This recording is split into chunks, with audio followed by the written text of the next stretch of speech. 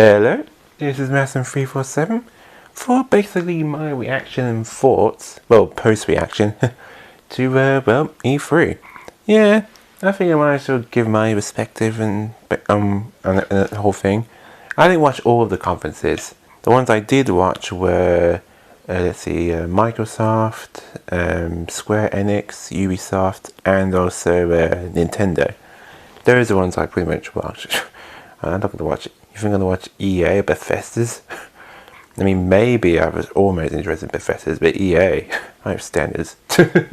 But anyway, starters for Microsoft one, a lot of trailers basically. I mean, I don't mean like gameplay trailers. I mean like mostly like cinematic ones, and all the companies had a few cinematic trailers.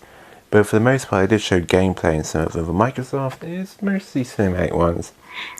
The one that was interesting, though, was talking about that new game console.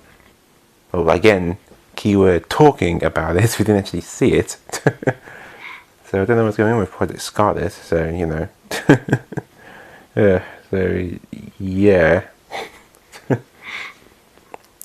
Let's see, the next one I watched was...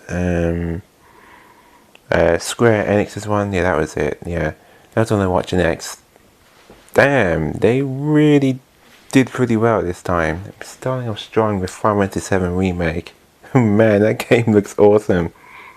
I love the idea of, still having like commands and stuff, but they mix it well with the live action.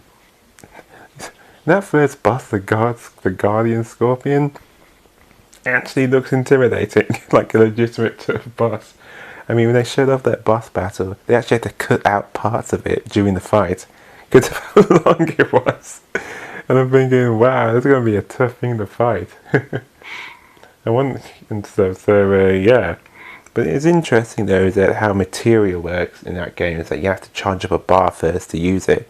Which actually I think makes sense. I mean, they to use material in live action over and over again. Be pretty cheap, I guess. And all that, so that's pretty cool. I love the video trailer of seeing Aerith and Tifa gameplay as well. Again, looking pretty awesome. It looks pretty beautiful, so definitely worth the wait. Definitely all those ton of delays, but again, definitely worth it. So I can't wait till that comes out. Definitely awesome. I also like all of the other games they showed. They showed a bit more on Dragon Quest. Specifically, those Dragon Quest builders too, but also the other Dragon Quest game that came out ages ago. It's getting ported to Nintendo Switch. All those new things around look pretty sweet. I heard the one problem with that other Dragon Quest game, that was Echoes of Elusive Age, was like the music. I heard they changed that now in the Switch version, like that they made it like a little orchestra and stuff. So that's pretty cool. And also they seem to be making other games like Trials of Mana and stuff. I haven't even heard of that one, but apparently it's a famous Mana sort of game, and all the other Mana series is coming to Nintendo Switch as well, along with some others from Square Enix. Oh, Octopus Travelers. I'm happy that's coming to PC because that is a good JRPG. So I'm glad that people on Steam can finally play that. So yeah, but overall I think they did pretty well. And I'm pretty excited for the games coming out. Especially that one with the Avengers. That actually looks like a lot of fun to play as. But one thing that really struck out for me, I mean, it was a bit surprising to see like the Avengers and stuff. But again, the one thing that really made my day is they said there's going to be no loot boxes or no microtransactions or invisible paywall bullshit. And that makes me happy. Because they know that we as gamers do not like loot boxes. I don't like them. I mean, sheesh.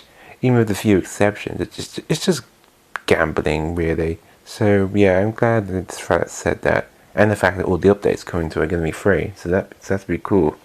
So I'm going to assume we're adding other heroes because the Avengers is pretty big, a really big cast of characters, and not just the very few you see over there. So you can easily expand it. But the other surprise though is that they're remastering Final Fantasy VIII.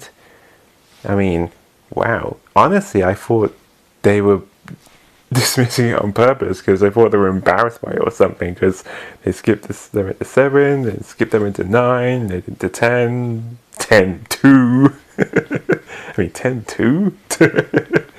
but yeah, they prefer 10 2 and Final Fantasy 8. But anyway, yeah. But so I thought they were never going to remake it, so that was a pleasant surprise. So that's something everyone can enjoy now. And again, I did a playthrough of it ages ago of a boss run, so of course they do a remastered version after I've already done a playthrough with the PS3 version. It was Final Fantasy 9 all over again. I do a playthrough of that game, live commentary, and then of course there's a HD remaster that comes out for the PS4, of course. But yeah, I'm very excited for some of the games Square Enix is pulling out. It looks like a lot of fun. They've definitely learned that it's better to show and don't tell, as in showing gameplay. So yeah. Next up is Ubisoft, and they showed off a few cool things, but the one I'm pretty excited for is Watch Dogs. That Watch Dogs game looks pretty cool. I really enjoy it. I really enjoyed that and the gameplay they showed. The fact you can recruit virtually anyone, if that's even true, that's confirmed to be true, but if it is, you can recruit anyone, then the possibilities for this game like that could be limitless, a ton of fun. But when at the beginning, when that guy died, and you have to find other agents, I'm thinking, wait, so is there permadeath in this game? As in, if you die, that's it, you're dead forever, you're gone permanently? Because that's a little scary. Especially if you invested in that character or something. If there's any RPG elements in it. I mean, that's like Fire Emblem, but probably even more scary, because at least with Fire Emblem you can restart a chapter. But in a fun way. I can't believe that you can actually play as a granny, as a senior citizen. That's awesome.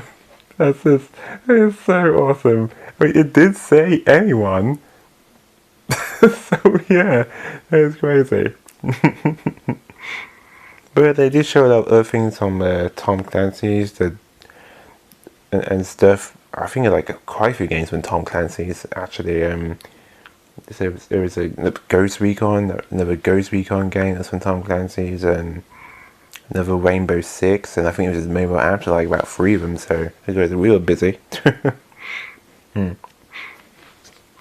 Oh, and that I think there's a spin-off game to Smash Bros. Ultimate, where they're showing off Finn and Jake from Adventure Time as new characters in that battle game. So I forgot the name.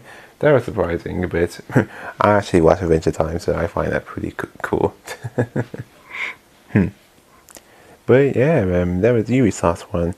A bit surprised they didn't show off any other games. I thought maybe they might talk more about that prequel or whatever to Beyond Good and Evil, but they didn't really talk about that.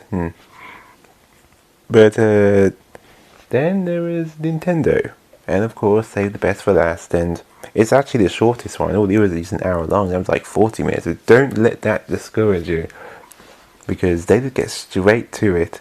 First of all, they actually introduced the new Nintendo president of America now, Doug Bowser.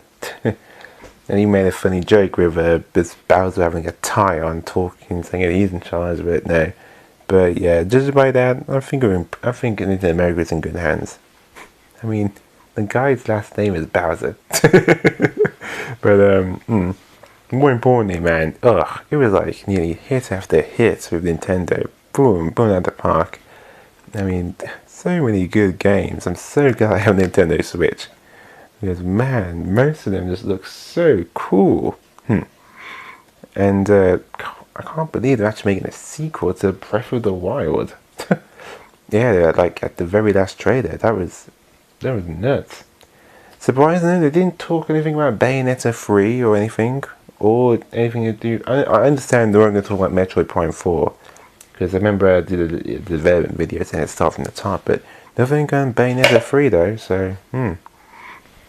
You're surprised there. But, there were so many good games for that, man. I'm going to be tough for choice. And some of them are coming out in just a few months. Not just that Fire Emblem, but also Astral Chain. That looks awesome. So, yeah, pretty spoiled. And September's going to be pretty busy. A lot of good games go out in September. But overall, though, I think it's a pretty good E3. There's like a lot of great games coming out this year. But if you guys watch the reaction stuff, just comment below and tell me what you guys think. Did you enjoy the E3 presentations?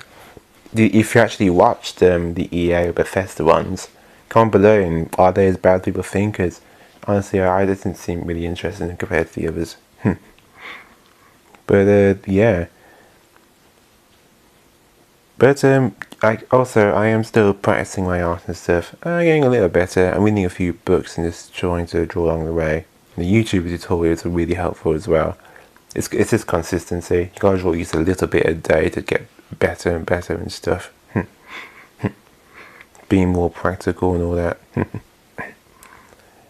But yeah, that's all mostly about E3 and stuff. And I guess I talk a bit more maybe somewhere in July or something. Maybe a bit earlier than that somewhere. It really depends. And again, I'm not confident to show off my drawings. Hopefully I might show off something then later on, but I'm still like practicing, preparing for college. But yeah. The most part of the E3's done pretty well. I'm looking forward to all those indie games coming out too. All those look like a lot of fun. So yeah man, indie games are just getting better and better, really pushing the envelope. But that is Masson347 with my thoughts on E3. Hope you guys enjoyed the E3 as well, and see you guys later.